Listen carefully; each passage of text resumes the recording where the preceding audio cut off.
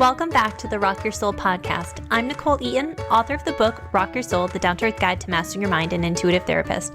And I'm here to remind you of your power and that it's absolutely possible to live a life you're obsessed with. Let me show you how.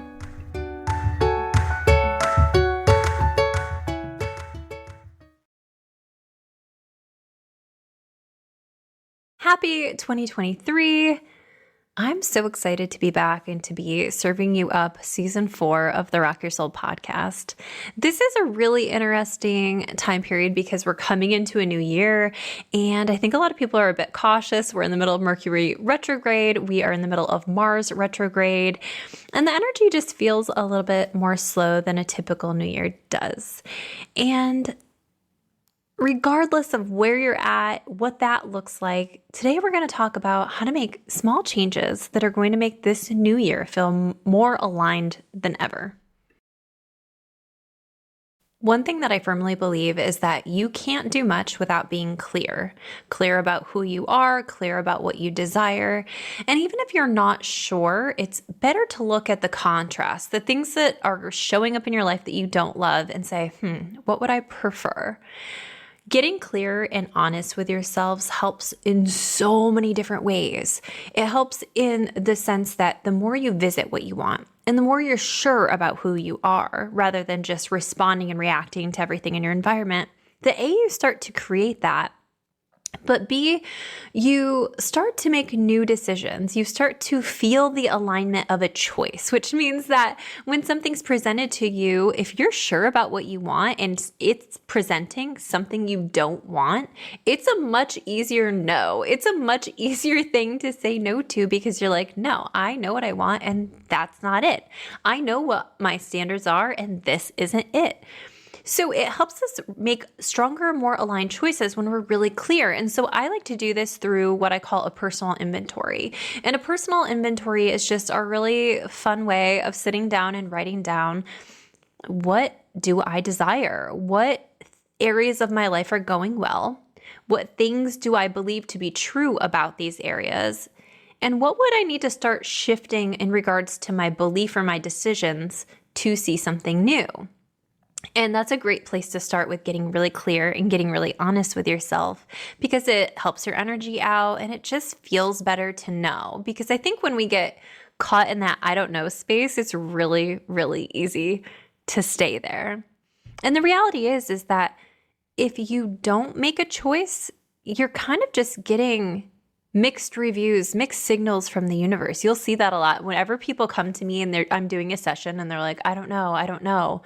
Like, okay, but if you did know, what do you think it would look like? If you did, let's pretend you did know.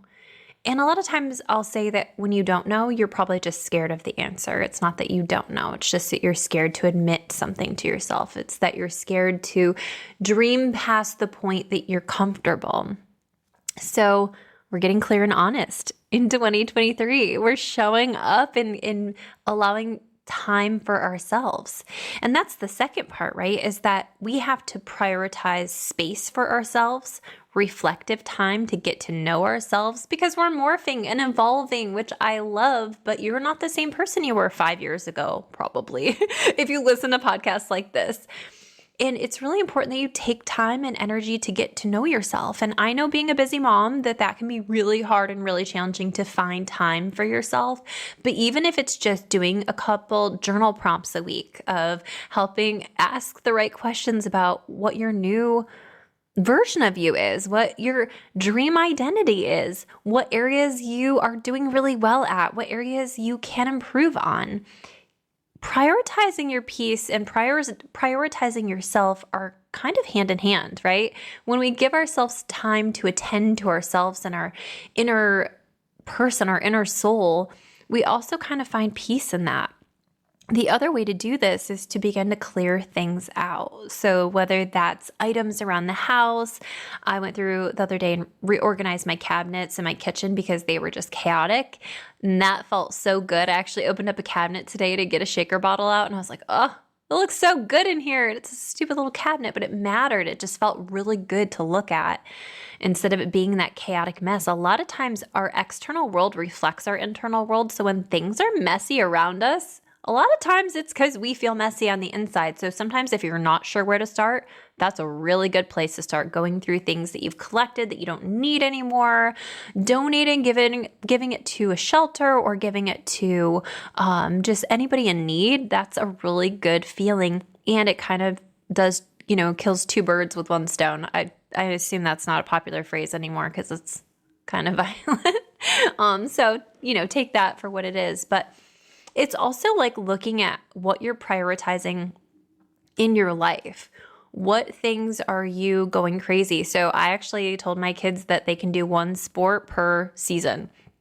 We can't do more than one because I enjoy, and for me, I feel best when I'm home and can cook a nice big meal and have some downtime rather than running every night of the week.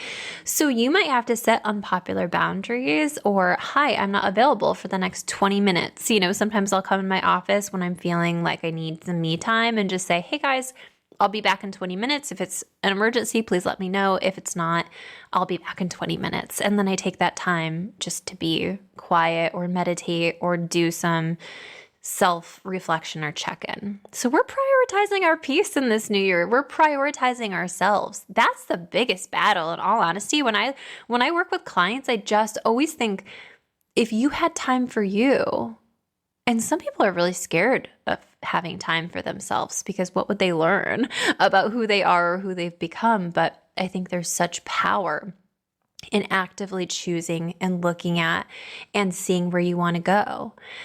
The third thing is one that I have been thinking a lot about, and this is in terms of Joe Dispenza. Big Joe Dispenza girl right now. I have been binging his content. He is a doctor who studies quantum physics. He studies the massive change our mind can make on our body.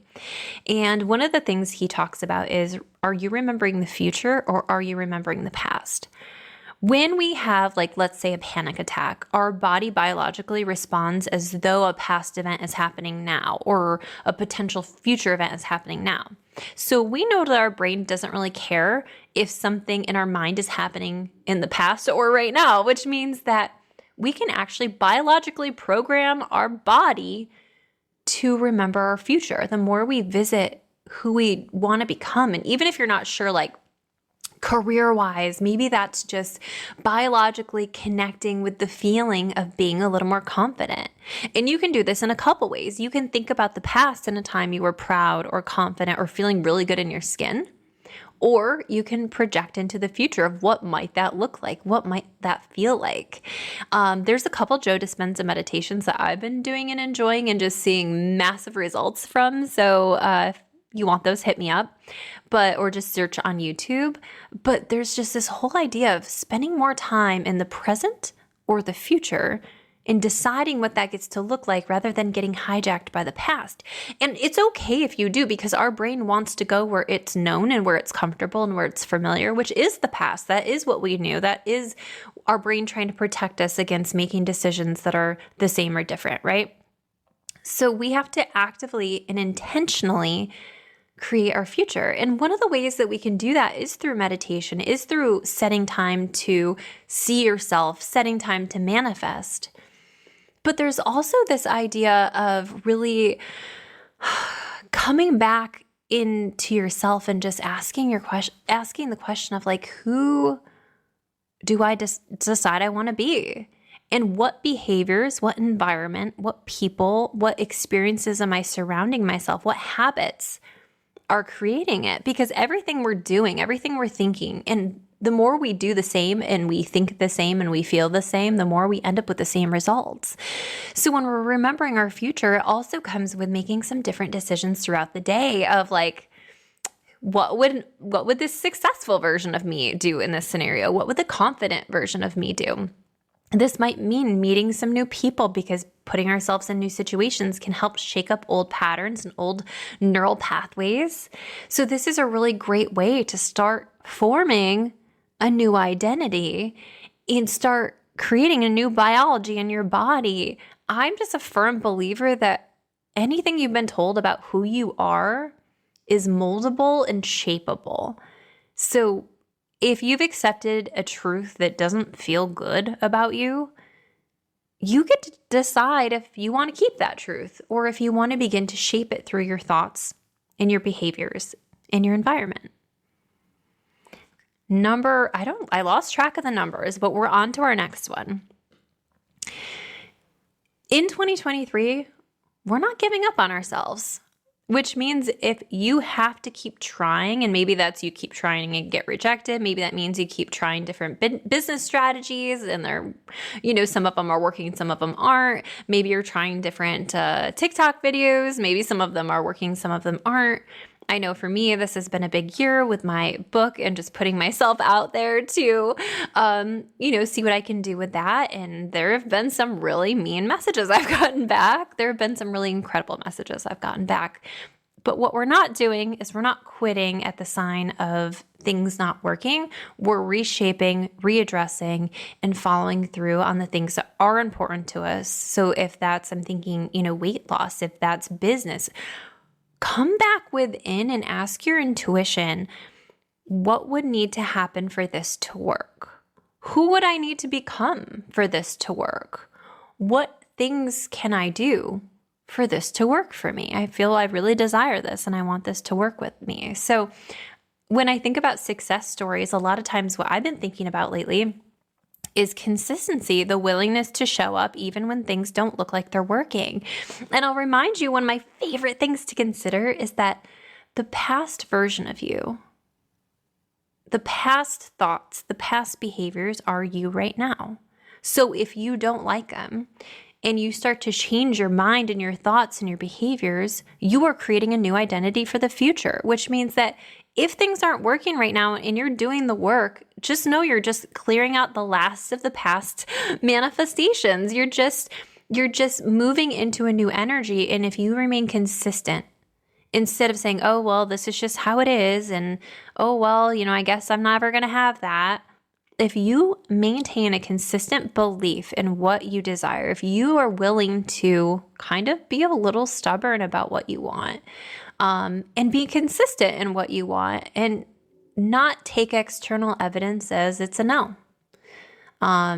This is going to change your 2023 if you're willing to not give up on yourself, if you're willing to make promises and follow through with them, if you're willing to commit to yourself, even when you don't feel like it, if you're willing to commit to your belief in yourself. And even if, again, you're not entirely sure, that you begin to form an idea as you go, you begin to get more clear. And lastly, we're going to treat our body better this year, which means that we're eating better, a little bit better. I like an 80-20 approach. That works well for me because I'm not a restrictor girl. I don't do that.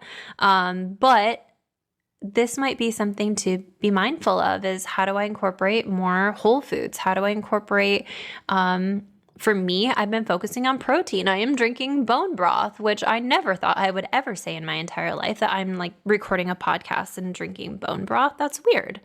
It wasn't like a great first experience, I've got to be honest, but it's kind of growing on me. So I'm like, oh, and I'm like protein and gut health, win-win, but also drinking more water and drinking less alcohol. That's been a focus for me. And it's not I have an issue with alcohol. It doesn't serve me in the ways that it did in the past. And so I'm noticing that, a lot of people, especially in the spiritual community, or a lot of people who are empathic or sensitive, are noticing a lot of anxiety with alcohol. So just things to be mindful of as you're approaching this year, and small shifts that you can make, whether that's changing your diet or changing how much alcohol you're consuming, or if you are consuming alcohol, prioritizing your peace and saying no to obligations that don't feel good, that aren't for you anymore, being willing to step down from different things that just maybe once served you that don't anymore,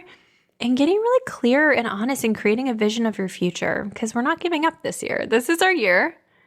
And I'm so freaking excited to see what you guys create. I have had an incredible community over the years, and I'm just watching it grow with little to no effort. And I love ease. So we're also just manifesting and drawing in ease in your life. And when things feel hard, that's a perfect time to invite in ease, whether that's through God or the universe. But asking for ease, inviting that in, and letting it serve you, letting things be easy this year. I think that's going to be the big goal. But I'm cheering you guys on. If you have podcast topics that you are dying to hear this year, I've got some really fun guest hosts that are coming up for you in the next couple months that I think you guys will love.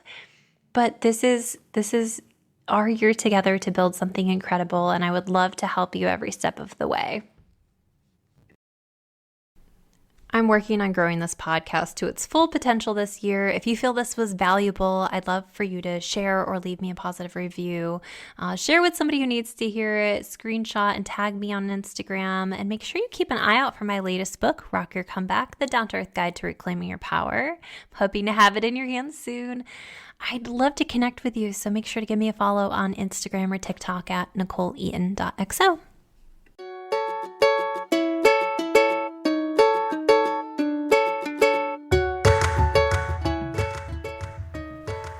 Thanks for listening to the Rock Your Soul podcast. I hope you're feeling inspired, motivated, and ready to take on the world. Now go step back into your power. The world's been waiting for you.